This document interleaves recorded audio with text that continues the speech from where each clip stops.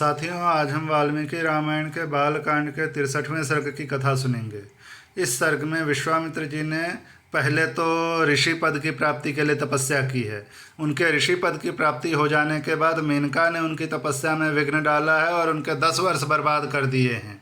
उसके बाद उन्होंने पुनः तप में संलग्न होकर महर्षि पद की प्राप्ति की है और उसके बाद फिर ब्रह्मर्षि पद की प्राप्ति के लिए उन्होंने तपस्या प्रारंभ किया है।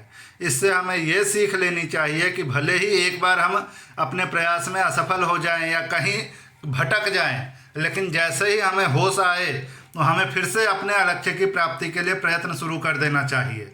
तो चलिए अब 63वें सर्ग की कथा शुरू करते हैं।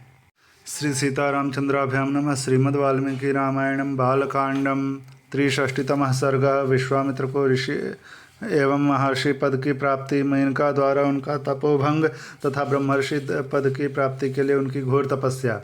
शतानंद जी कहते हैं, श्री राम जब 1000 वर्ष पूरे हो गए तब उन्होंने व्रत की समाप्ति का स्नान किया। स्नान के कर लेने पर महामुनि विश्वामित्र के पास संपूर्ण देवता उन्हें तपस्या का फल देने की इच्छा से आए।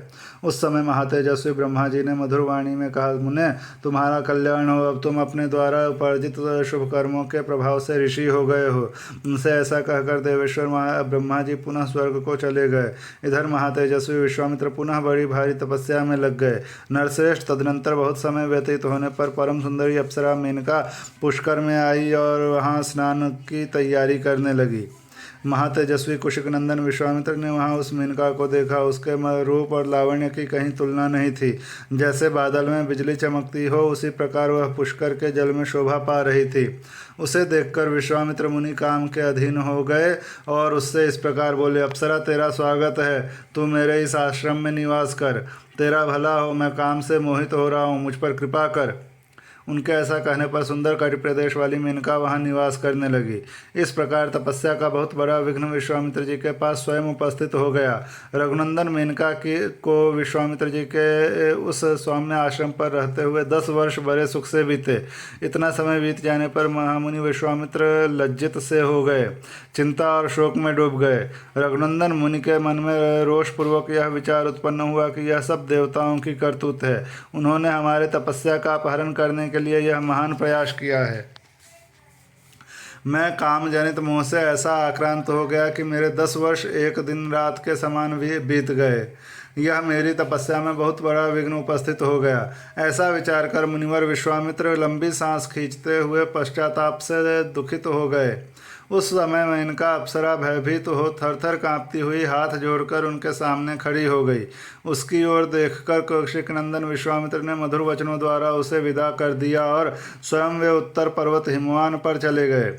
वहां उन महायशस्वी मुनि ने निश्चयात्मक बुद्धि का आश्रय ले कामदेव को जीतने के लिए कौशिकी तट पर जाकर दुर्जय तपस्या आरंभ की। श्री राम वहां उत्तर पर्वत पर 1000 वर्षों तक घोर तपस्या में लगे हुए विश्वामित्र से देवताओं को बड़ा भय हुआ। सब देवता और ऋषि परस्पर मिलकर सलाह करने लगे, ये कुशिक नंदन विश्वामित्र महर्षि की पदवी प्राप्त करे, यही इनके लिए उत्तम बात होगी।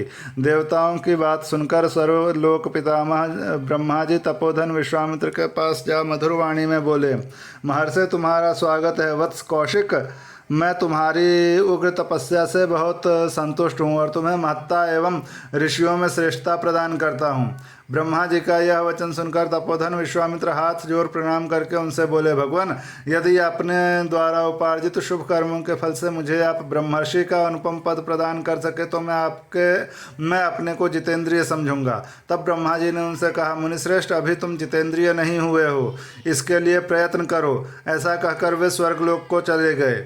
देवताओं के चले जाने पर महामुनि विश्वामित्र ने पुनः घोर तपस्या आरंभ की।